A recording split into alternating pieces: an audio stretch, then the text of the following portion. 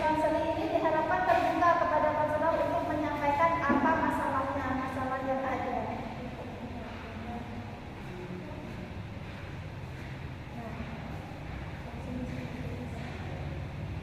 Yang ketiga ada asas kesukarelaan.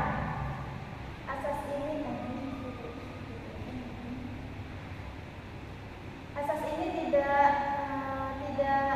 di dalamnya tidak ada paksaan. Misalnya kayak ada seorang peserta didik yang tidak mau menjalankan apa tugasnya, itu kita sebisa mungkin sebagai konselor itu tidak memaksakan, tapi diadakannya pembinaan kepada peserta didik tersebut. Yang keempat ada asas kekinian, menuntut agar permasalahan peserta didik yang menjadi sasaran pelayanan adalah permasalahan peserta didik dalam kondisi masa sekarang. Biasanya kan itu ada permasalahan peserta didik yang mengalami penyesalan di masa lalu. Nah, itu diharapkan kepada konselor untuk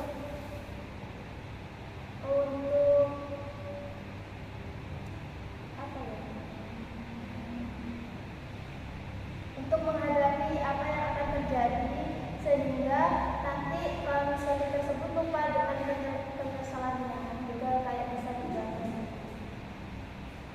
Yang kelima ada asas kemandirian, menuntut konselor untuk berusaha menunjukkan kemandirian di dalam diri peserta didik.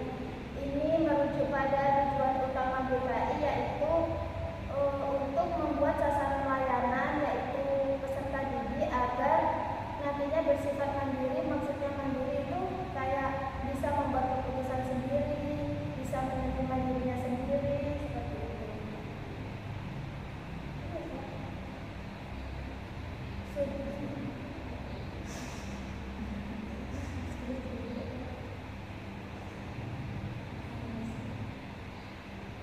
Itu saja yang dapat saya sampaikan. Saya kembalikan ke moderator. Baik, itu tadi penjelasan tentang asas-asas dalam pembinaan konseling mesra.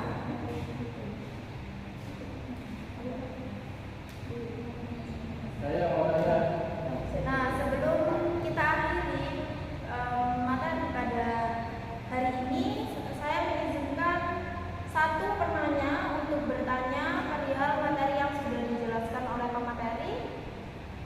Baik, silakan, Mas Mahen. Oke, saya Amanda Putra. Saya juga mau bertanya.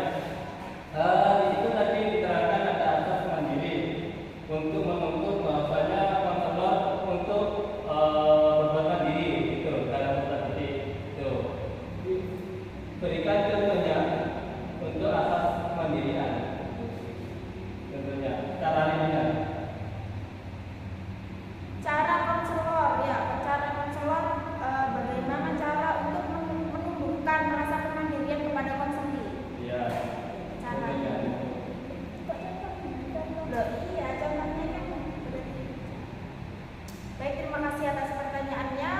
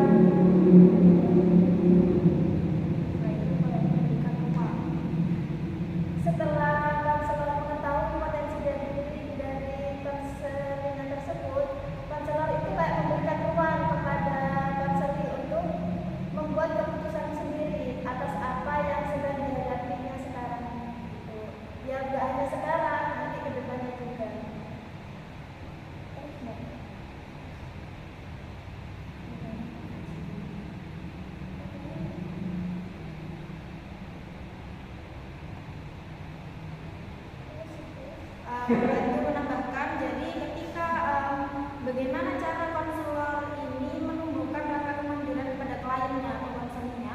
Jadi yang pertama, pastinya konselor itu sudah tahu potensi dari konseli atau kliennya ketika dia menyampaikan sesuatu. Kemudian pastinya sebagai konselor kita berhak bertanya yang memang sesuai dengan asas-asas bimbingan konseling Islam. Setelah itu pastinya kita sebagai konselor yang terlatih itu sudah tahu batas kemandirian klien itu sampai mana. Nah, kemudian di akhir kita pasti akan membagikan, sebagai konselor akan membagikan ruang untuk pengambilan keputusan si klien, tetapi tetap dengan arahan kita. Semisal seperti ini, menurut kamu, jadi kita memberikan gambaran dulu, seperti contohnya memberikan pernyataan seperti ini. Menurutmu dari ketiga opsi ini, misal diberikan opsi untuk problem solvingnya, mana yang paling memungkinkan untuk kamu lakukan dan mengapa? Maksudnya jadi kita memberikan ruang dulu kepada konselingnya, kemudian untuk memberikan mereka